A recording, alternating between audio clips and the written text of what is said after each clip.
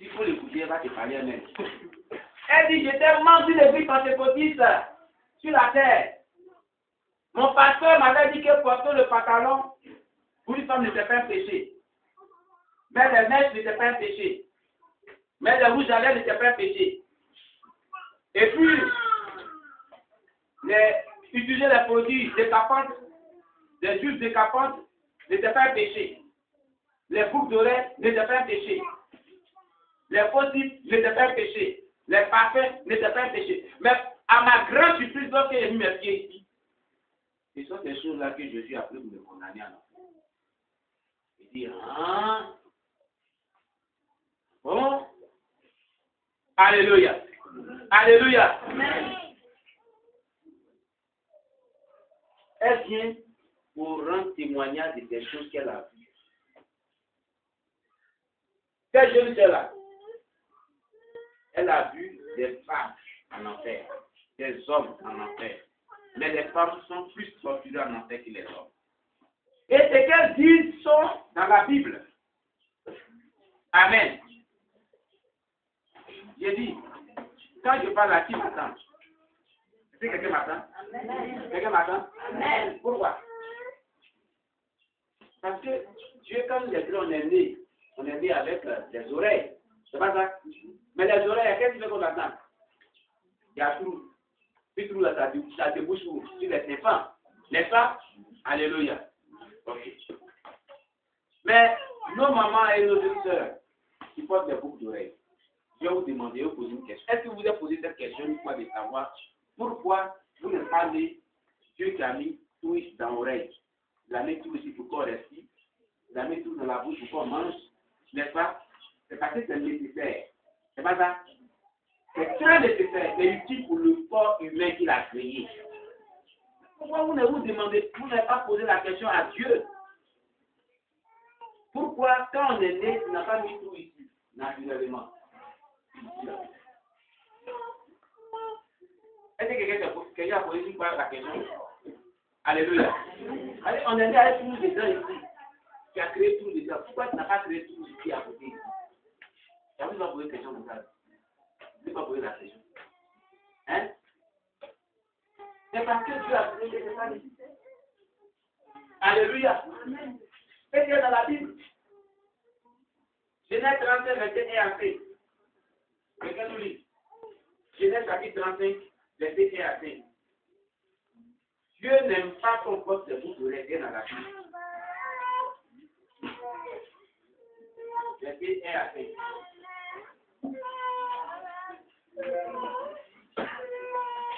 Dieu dit à Jacob. Dieu dit à Jacob, c'est pas un homme qui a dit à Jacob. La Bible dit c'est Dieu qui a dit à Jacob.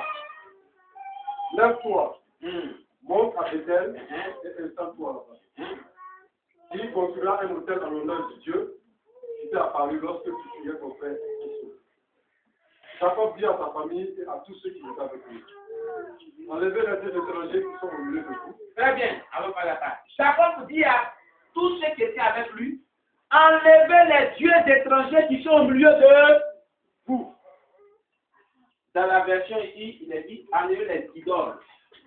Les dieux étrangers, ce sont des idoles. Alléluia. Les faux dieux. Alléluia, continue. Purifiez-vous, Purifiez-vous. et changez de vêtements. Et changez de vêtements. Vous voyez, aujourd'hui, les femmes sont tout à fait mieux que bien à l'église. Moi, je n'appelle pas ça vêtements. On porte tout ce qui est séduisant au bien à l'église. Dans certaines églises. Alléluia. Mais Dieu a dit qu'il ne faut pas changer de vêtements. C'est parce que les vêtements qu'il avait portés là n'étaient pas vraiment conformes à être dans la présence de Dieu, que Dieu dit d'enlever toutes ces choses-là. Continue. Nous nous lèverons. Nous nous lèverons. Et nous monterons à Bethel. Et nous monterons à Bethel. Là, je construirai un autel à l'honneur de Dieu. Je construirai un autel à l'honneur de Dieu. Il m'a répondu. Tu m'as répondu. Lorsque j'étais dans la détresse. Lorsque j'étais dans la détresse. Et qui a été avec moi. Et qui était avec moi. Pendant le voyage que j'ai fait. Pendant le voyage que j'ai fait. Il donnait à Jacob. Il donnait à Jacob. Tous les dieux étrangers. Tous les dieux étrangers. Alors pas la part. C'est que Jacob Dieu a dit de la part de la bouche de Jacob, ils sont en train d'obéir à cela. N'est-ce pas? il donnait à Jacob tous les dieux étrangers. Ils sont en leur possession. Ils étaient en leur possession. Et les anneaux qui étaient à leur oreille.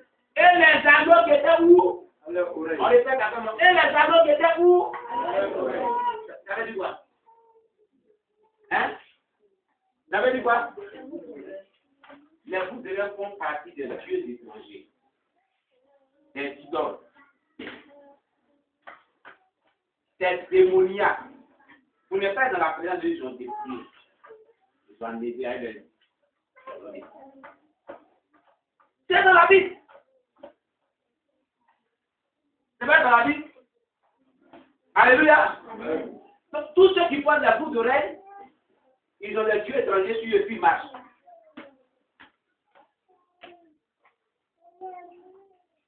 Ils viennent, ils disent ont Dieu dans leur cœur, mais ils portent enfin notre Dieu et puis ils viennent dans la présence de Dieu. Ça ne peut pas aller avec Dieu. Alléluia. Alléluia. C'était une petite parenthèse par rapport à ce que nous allons écouter bientôt, parce que c'est cela bien que le programme aura lieu à la salle polyvalente de la radio Galiwa. Alléluia. Gloire à Jésus-Christ. Elle dit dans son témoignage qu'il y avait des jeunes femmes qui étaient très persécutées en enfer, persécutées. Et puis, Jésus lui dit pour lui demander pourquoi elle est persécutée. Ma soeur, bonsoir.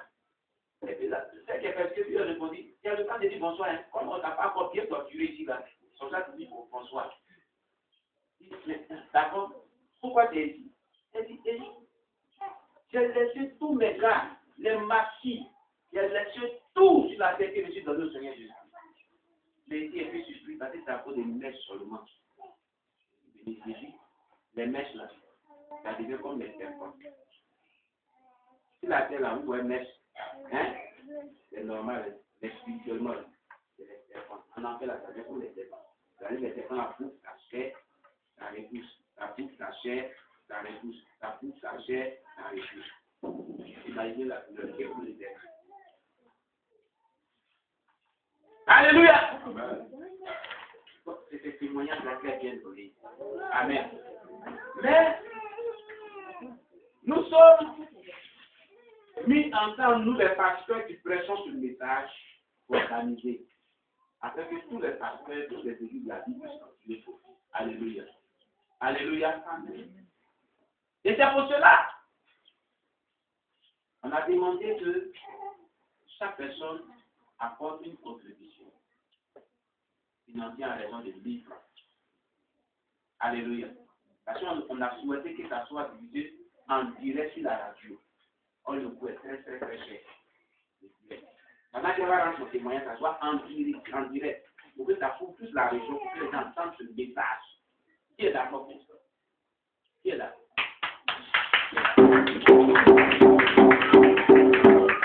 Alléluia. Donc, pourquoi? Parce que l'appel de salut là, c'est pour tout le monde. Tu es païen ou tu n'es pas païen ou tu seras jugé. C'est un passage, c'est-à-dire incontournable dans la vie de l'être humain. Alléluia. Donc nous avons dit comme cela que chacun doit donner une contribution de 1000 francs. Amen. Amen. Gloire à Jésus-Christ.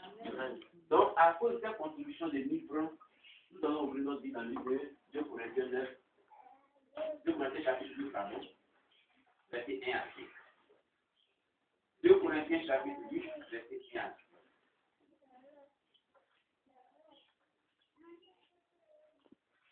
Amen. Si quelqu'un va nous faire la lecture, une très bonne lecture, verset 1 à 5.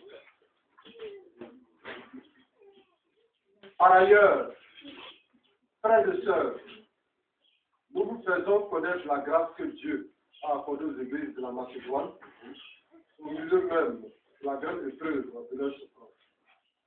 Leur joie débordante et leur pauvreté profonde les ont conduits à faire preuve d'une très grande générosité.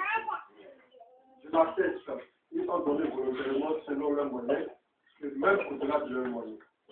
Et c'est avec beaucoup d'insistance qu'ils nous ont demandé la grâce de prendre part à ce service en faveur des chefs. Ils ont fait plus de ce que nous espérons, car ils sont d'abord donnés eux-mêmes au Seigneur, puis à nous la volonté de Dieu. Amen. L'apôtre Paul ici fait un rapport de la grâce de Dieu qui s'est manifestée dans les églises de la Macédoine. Amen. Dans les communautés chrétiennes, dans les annexes de la Macédoine, lui, il a été missionnaire. Il rapporte ce qui s'est passé. Amen. Gloire à Jésus. Il dit, nous vous faisons connaître, frère, la grâce de Dieu qui s'est manifestée dans l'église de la Macédoine au milieu de beaucoup de tribulations qui les ont éprouvées. Leurs soif débordante et leur pauvreté profonde ont produit avec abondance des riches libéralités de leur part. Regardez-moi, il est comme Dieu est un Dieu de miracle. Sinon, les mots qui sont dits sont trop forts. On dit au milieu de beaucoup de tribulations qui les ont éprouvées. Les tribulations, c'est les souffrances. Alléluia. Ils étaient dans la souffrance. On dit, malgré qu'ils étaient dans la souffrance, les joies débordantes. Quand quelqu'un est dans la souffrance, il est dans la joie. Hein? Il est dans la joie. Mais c'était des vrais chrétiens. Parce que c'est un vrai chrétien qui, en période de souffrance et de tribulation, peut être dans la joie. L'Écriture dit, réjouissez-vous en tout temps. Alléluia. Au milieu de beaucoup de tribulations qu'elles ont éprouvées, les joies débordantes, et puis regardez encore, la pauvreté profonde.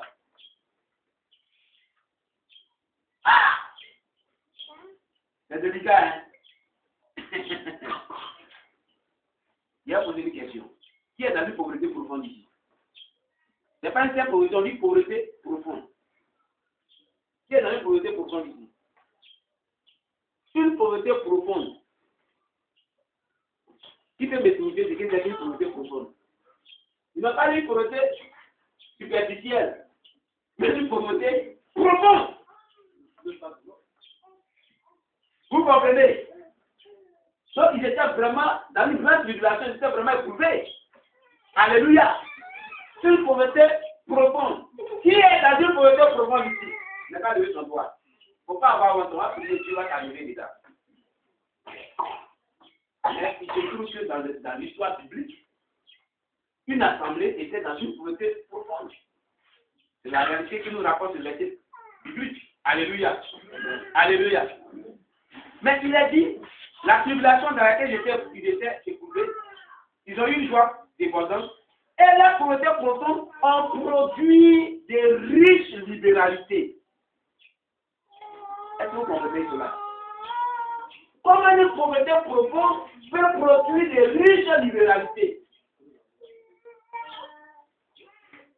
Il n'a pas dit une libéralité qui est moyenne, mais riche. C'est délicat. Si ce n'est pas Dieu qui fait faire une chose pareille. Quand on parle de pauvreté profonde, ça dit après cette pauvreté, il n'y a plus quelqu'un qui est pauvre. Et ça veut dire. Donc on met tous les pauvres du monde entier en ligne et ils sont les derniers, les pauvres. Et puis ça veut dire, qui est le dernier des pauvres ici? Entre nous. Alléluia. Alléluia. Dans la comme je disais que je ne suis pas en face de... Amen. Mais la Bible déclare que la pauvreté profonde et la joie débordante de cette pauvreté profonde et les tribulations que les éprouvées ont produit des riches libéralités. Regardez trois choses. Tribulation, donc des épreuves terribles, joie débordante et pauvreté profonde ont produit des riches libéralités. Maintenant, si ceux qui sont si pauvres, ils ont produit des riches libéralités, et toi, attends, normalement, toi, tu dois les dépasser. La vie n'est pas plus pauvre que eux. C'est pas ça? C'est pas ça? Attends, normal, ce qui est juste devant Dieu, si eux, ils ont produit des riches libéralités, c'est-à-dire toi, tu n'es pas le dernier des pauvres, tu dois produire plus que ça. N'est-ce pas? Gloire à Jésus-Christ. La Bible nous dit ici, ils ont, au verset 3, qu'ils ont sur la tête donné volontairement selon leurs moyens, et même au-delà de leurs moyens. Ah!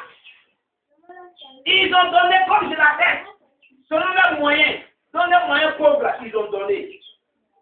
Mais au-delà de leurs moyens. Ça veut dire quoi? Et toutes les ressources financières là, hein, ils ont donné. Ils n'avaient plus rien. Et même ils n'avaient plus rien, ils sont allés donner au-delà de leurs moyens. Et tout ce qu'ils avaient donné, mais ils n'avaient plus rien. Et puis ils ont dépassé encore. Mais je suis plus les idées. Alléluia. Entre nous, c'est plus qu'ils ont donné qui est au-delà de leurs moyens là. Quand on dit que quelqu'un a donné tous ses moyens, n'est-ce pas? Est-ce que la question à la maison avant? La Bible est vérité. La Bible ne nous ment pas. La Bible nous a donné leurs moyens, c'était à leur disposition pour donner. C'est-à-dire qu'ils n'avaient plus rien à la maison même. Comme cette pauvre femme qui a donné 3 pièces qu'elle avait seulement à manger devant Jésus-Christ. N'est-ce pas?